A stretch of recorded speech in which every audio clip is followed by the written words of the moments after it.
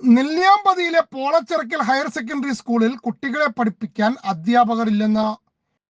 അധ്യാപകരില്ലെങ്കിലും കുട്ടികൾ പഠിക്കുമെന്നാണ് വിദ്യാഭ്യാസ വകുപ്പിന്റെ നിലപാട്. യു.പി. സ്കൂളിലെ അധ്യാപകൻ കഴിഞ്ഞ വർഷമേ റിട്ടയർ ആയി പോയി. അതുകൊണ്ട് ഈ വർഷം കുട്ടികൾ സയൻസും മലയാളവും പഠിക്കുന്നില്ല. തമിഴ് മീഡിയത്തിലെ ഹൈസ്കൂളിൽ കണക്ക് മാഷുമില്ല. ഹയർ സെക്കൻഡറിയിലും അധ്യാപകനില്ല. ഈ പോസ്റ്റുകളെല്ലാം മാനേജ്മെന്റ് സർക്കാരിന് വിട്ടു നൽകിയതാണ്.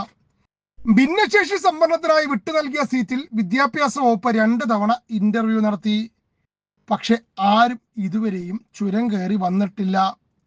നെല്ലിയാമ്പതിയിലെ ഏക ഹയർ സെക്കൻഡറി സ്കൂളാണ് പോളച്ചിറക്കൽ. നെല്ലിയാമ്പതി വികസന സമിതിയുടെ നേതൃത്വത്തിൽ വിദ്യാഭ്യാസ വകുപ്പ് മന്ത്രിക്ക് പരാതിയും നൽകിയിട്ടുണ്ട്. നെല്ലിയാമ്പതി വികസന സമിതി വിദ്യാഭ്യാസ മന്ത്രിക്ക് പരാതി കൊടുത്തിട്ടുണ്ട്. ഇനി ഉടനടി അതിന് നടപടി എടുത്തില്ലെങ്കിൽ ശക്തമായ സമരപരിപാടിയായി പോകാനാണ് നെല്ലിയാമ്പതി വികസന സമിതി തീരുമാനിച്ചിരിക്കുന്നത്. പരാതി കിട്ടിയ മന്ത്രി അടിയന്തരമായി എന്തെങ്കിലും ഒന്ന് ചെയ്താൽ കുട്ടികൾക്ക് 4 അക്ഷരം പഠിക്കാം. മാനേജ്മെന്റ് കഴിഞ്ഞ വർഷം നിയമിച്ച 4 അധ്യാപകർക്ക് ഇതുവരെയും വിദ്യാഭ്യാസ വകുപ്പ് അംഗീകാരവും നൽകിയിട്ടില്ല. അവർ കൂടി പോയാൽ പിന്നെ സമ്പൂർണ്ണ വിദ്യാഭ്യാസമായി.